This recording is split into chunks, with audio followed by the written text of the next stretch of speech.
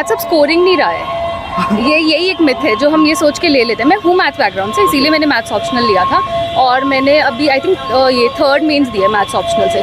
तो मेरा ये वो वाला अटेम्प्ट था जिसमें मैंने सोचा था कि मैं बदल लेती हूँ ऑप्शनल, तो ठीक हुआ है इस बार।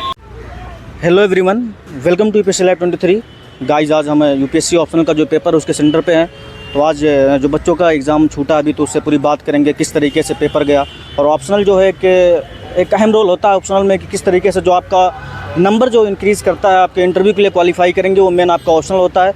तो किस तरीके से ऑप्शनल का पेपर गया है तो अभी हम रिव्यू करेंगे। तो गाइस, इस तरीके से हमारे चैनल पे बने रहिए, हमारे चैनल को लाइक करिए, शेयर करिए, सब्सक्राइब करिए। Thank you. कैंडिडेट अभी जो आज लास्ट मेंस चल रहा है ऑप्शनल का, तो आज इनसे जानेंगे कहाँ से है, किस तरीके से इनका पेपर गया।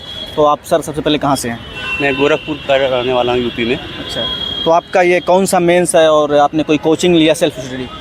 ये मेरा पहला मेंस था। मैंने कोचिंग वैसे ऑनलाइन ही लिया हुआ है, तो सेल्फ स्टडी ज़्यादातर रहा मेरा। तो आपका यानी सेल्फ स्टडी ज़्यादातर फोकस किया, तो आपका ऑप्शनल क्या था? ऑप्शनल सोशियोलॉजी था। अच्छा, सोशियोलॉजी। तो के मतलब टफनेस क्या थी, या फिर आप कह दें कि मॉडरेट लेवल पे था, किस लेवल पे था पेपर? टफनेस के बारे में मैं कहूँगा कि कुछ क्वेश्चंस आए थे, जैसे दोनों पेपर में 1-2 क्वेश्चन ऐसे थे जो कि थोड़ा डायनेमिक था, हटके था। उसको सोचने की ज़रूरत थी, अलग से थोड़ा एक्सप्लोर करने की ज़रूरत थी ज़्यादा एरिया का।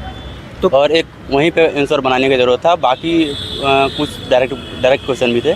तो ओवरऑल हल्का सा टफ था कुछ पोर्शन, लेकिन बाकी चीज़ एज यूजुअल था, मतलब तो आपने कोई सोशियोलॉजी के लिए कोई कोचिंग ली या फिर कहीं से नोट्स लिया, कैसे आपने किया सोशियोलॉजी के लिए? सोशियोलॉजी के लिए मैंने प्रणय अग्रवाल सर हैं, एक सोशियोलॉजी के टीचर हैं, उनका मैंने क्लास लिया था, ऑनलाइन क्लास लिया था। ओके। तो सर मतलब ये बताइए कि कहीं करंट से रिलेट करता है कोई पोर्शन ये सोशियोलॉजी, या फिर डायरेक्ट थ्योरी बेस्ड होते हैं, कैसे होते हैं पेपर?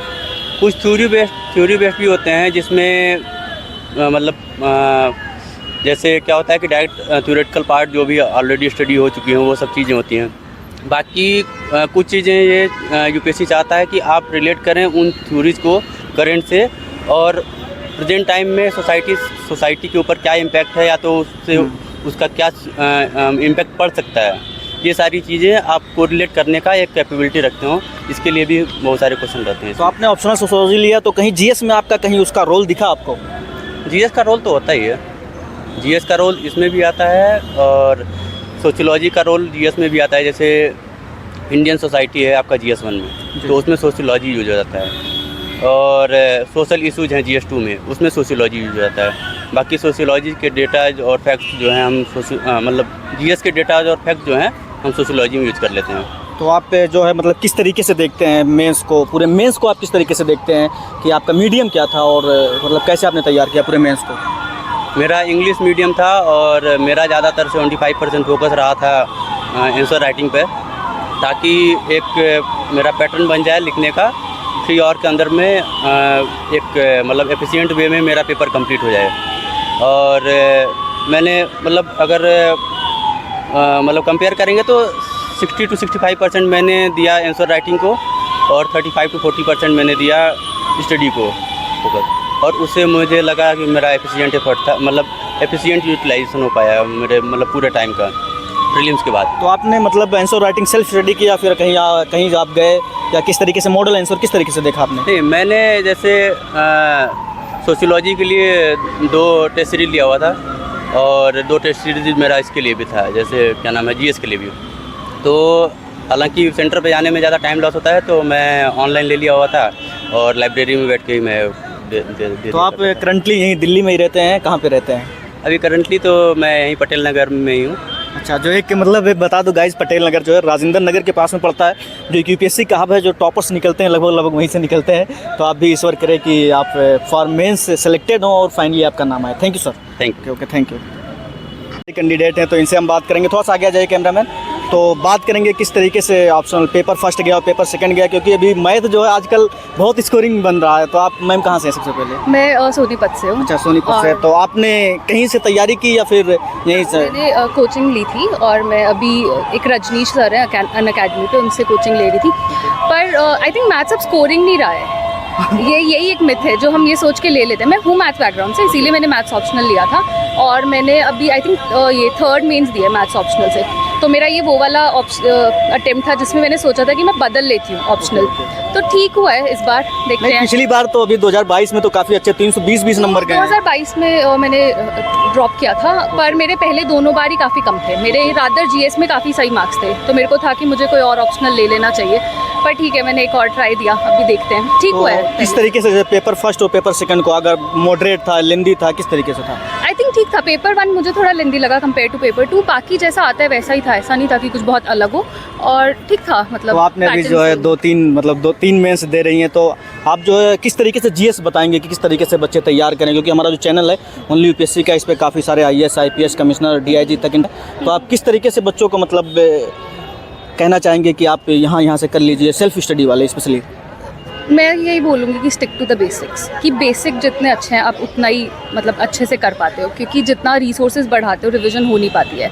तो न्यूज़पेपर पढ़ो करंट अफेयर्स के लिए, एडिटोरियल्स थोड़ा सा पर्सपेक्टिव के लिए, बाकी एकदम बेसिक बुक्स पढ़ो। हाँ ठीक है, मेंस में थोड़ा चाहिए होता है, तो उसके लिए 365 पढ़ लो विजन का या कहीं और से, और मैं किसके लिए बताऊँगा? तो फिर और कोचिंग जैसे मतलब जैसे न्यूज़पेपर हो गया, न्यूज़पेपर में कहते हैं कि द हिंदू पढ़ना, इंडियन एक्सप्रेस पढ़ना, आपने स्पेशली किस पे फोकस किया? मेरे को पर्सनली हिंदू पसंद है, मैंने पढ़े दोनों हैं। मतलब मैंने कुछ टाइम हिंदू भी पढ़ा है, कुछ टाइम एक्सप्रेस भी पढ़ा है। मेरे को हिंदू पसंद है, मतलब मुझे उसके एडिटोरियल पसंद है। पर अगर एग्जाम पर्सपेक्टिव से देखो तो दोनों ही अच्छे हैं। इनफैक्ट एक्सप्रेस ठीक है, क्योंकि वो एक एक्सप्लेन भी निकालता है, और वो तो मैगजीन कितना रोल अदा करती है ना? जैसे आप न्यूज़पेपर भी पढ़ रहे हैं, तो क्या मैगजीन को स्किप कर दिया जाए एक पार्ट से, या फिर अगर न्यूज़पेपर अच्छे से पढ़ रहे हो और समझ आता है, अगर समझ आता है, वो इम्पॉर्टेंट है कि आपको समझ में आता है कि आपको उससे लेना क्या है, तो फिर बेशक मैगजीन स्किप कर सकते हो। और अगर नहीं समझ में आता, बिगनर हो कि पढ़ तो रहे हैं पर क्या चीज़ देखनी है उसमें से, तो फिर आप पढ़ो मैगजीन। या फिर जो एक्सप्लेन्ड वगैरह आते हैं बहुत लोगों के, ओनली आईएएस निकालते हैं, ये क्या नाम है, स्लीपी क्लासेस निकालते हैं। स्लीपी क्लासेस इनफैक्ट काफ़ी अच्छा है, तो उनका अच्छा एडिटोरियल और ये सब जो वो निकालते हैं, तो वो देख लीजिए कि क्या पढ़ना क्या था उस अखबार में से, उसके लिए। अदरवाइज तो न्यूज़पेपर काफ़ी है। Okay ma'am, best of luck for interview. Okay, thank you. बहुत बड़ी काबिलियत होती है कि आप मेंस दे रहे हैं, किस तरीके से दे रहे हैं? तो सर आप कहाँ से हैं? मैं दिल्ली से ही हूँ। अच्छा, तो आपका ऑप्शनल क्या था? Political science. तो किस तरीके से पॉलिटिकल साइंस में क्वेश्चन थे? इन डेप्थ थे या मॉडरेट थे या फिर कॉम्प्लिकेटेड थे या करंट अफेयर बेस्ड थे? बेसिकली जो सेकंड पेपर है वो तो करंट अफेयर बेस्ड ही होता है, जो इंटरनेशनल रिलेशंस का होता है वो करंट अफेयर बेस्ड ही होता है। बट ऐसा कुछ कॉम्प्लिकेशंस नहीं थे, स्ट्रेट फॉरवर्ड ही क्वेश्चंस थे। तो आपने कहीं से कोचिंग ली या फिर खुद से सेल्फ स्टडी से तैयारी की? ऑप्शनल की कोचिंग ली थी मैंने शुभ्रा मैम से, बाकी जीएस मैंने सेल्फ प्रिपेयर की। तो मैं भी दिल्ली में ही रहता हूँ, करोल बाग में, तो मैं भी उनका बहुत नाम सुना हूँ। तो किस तरीके से आपके नोट्स जो है आपके वहाँ दिख रहे थे कि जो मैम ने पढ़ाया, बुलेट पॉइंट दिया, वो आपके वहाँ से रिलेट कर रहे थे आप क्वेश्चन को? हाँ बिल्कुल, मैम ने जो नोट्स बनाए थे वो तो काफ़ी बल्कि थे। हाँ। तो अपने जो शॉर्ट्स नोट बनाए थे और जो करंट में जितना भी चल रहा है न्यूज़पेपर की जो हमने रीडिंग्स की थी उसके हिसाब से जो नोट्स बनाए थे उसके बेसिस पे ही सब कुछ आया। अच्छा, ओके। उससे बाहर कुछ नहीं आया। तो आपको क्या लगता है कि मतलब इस बार आप ईश्वर करे कि आपका मतलब मेंस और इंटरव्यू हम वहाँ पे मिले फिर एक बार, तो आपको क्या लगता है कि पेपर की लेंदी था या टफनेस था? क्या आपको किस तरीके से आप मतलब अगर एक लाइन में कहना चाहेंगे, 2 लाइन में, तो आपको पेपर को कैसे देखते हैं? देखिए, मेंस के पेपर तो सारे लेंदी होते ही हैं। अगर ये कोई कह रहा है कि लेंदी नहीं है तो ये तो गलत ही कह रहा है। मतलब पेपर पूरा करना एक बहुत बड़ा टास्क होता है। जी जी। लेकिन मेन ये है कि अगर आपने रिवीजन कर रखा है प्रॉपर तो हो सकता है प्रॉपर पूरा। तो पीएसआई और ऑप्शनल के लिए आपने कौन सा न्यूज़पेपर पढ़ा? जैसे द हिंदू, इंडियन एक्सप्रेस है, तो आपने स्पेशली किसको फॉलो किया? मैं द हिंदू ही पढ़ता था और बेसिकली जो एडिटोरियल सेक्शन है उस पर ज़्यादा ध्यान देता था। और लास्ट 1-2 महीने से मैंने पढ़ना छोड़ दिया था न्यूज़पेपर। अच्छा, आज मॉर्निंग में जो हुआ है, मॉर्निंग में जो है वो तो बेसिकली आपका थ्योरेटिकल पेपर है, उसमें आपकी जो पॉलिटिकल थ्योरी है वो सब आती है। वो स्टैटिक पेपर है, उसमें ज़्यादा कुछ वो नहीं है। उसमें जो मैम के जो नोट्स हैं अगर उनको फॉलो किया जाए तो आराम से क्लियर जा सकता है। तो कहीं आप ये कह सकते हैं कि मैम का जो नोट्स है वो सफिशिएंट है पेपर फर्स्ट के लिए? हाँ, पेपर फर्स्ट के लिए जो मैम के जो नोट्स हैं वो सफिशिएंट है। आपका जो इंडियन गवर्नमेंट का पार्ट है वो भी हो जाएगा, और जो आपका जो फर्स्ट पार्ट है जिसमें वेस्टर्न पॉलिटिकल थॉट आते हैं, पॉलिटिकल थिंकर्स आते हैं, वो सब हो जाएगा। वो बिल्कुल एस्थेटिक है, मतलब उसमें ऐसा कुछ करना नहीं है। बस आपको अपना दिमाग लगाना है कि आप कितना लिंक कर सकते हो। अभी तो जैसे 2022 का जो रिजल्ट आया उसमें PSIR का ही जो टॉपर्स निकली फर्स्ट रैंक, तो आप मतलब आपको बहुत ये होगा कि भाई बहुत लोगों को होता ना कि मैंने ये पेपर ले लिया, ये ऑप्शनल ले लिया, तो आपको खुशी एक होती होगी कि जब वो कर सकते हैं तो हम क्यों नहीं कर सकते हैं? हाँ बिल्कुल, और ऑप्शनल PSIR चूज़ करने का ये भी एक रीज़न है क्योंकि काफ़ी लोगों को सक्सेस मिली है इस ऑप्शनल से। एंड काफ़ी इंटरेस्टिंग सब्जेक्ट है, काफ़ी इंटरेस्टिंग ऑप्शनल है और मज़ा आता है पढ़ने में। तो इसलिए ये भी एक रीज़न रहा है। बाकी देखते हैं रिजल्ट क्या रहता है। Thank you, best of luck. Thank you sir. Okay, thank you. का ऑप्शनल क्या है और किस तरीके से पेपर आए थे, तो 2024 का जो होगा वो पूरा पैटर्न बताएंगे। Thank you. सोशियोलॉजी था मेरा तो ऑप्शन। आप कहाँ से हैं भैया? मुरादाबाद से हूँ। सोशियोलॉजी। ये आपके पापा हैं? हाँ यार। तो आपको कैसा लग रहा है कि आपका बहुत बेटा अच्छा लग मेंस रहा दे रहा है? बहुत अच्छा लग रहा है। तो अच्छा, मतलब मेंस दे रहा है तो आपको बहुत खुशी हो रही है? बहुत खुशी हुई, बहुत तो सही। पेपर बेटे को आपको क्या लगता है कि मतलब इस बार किस तरीके से?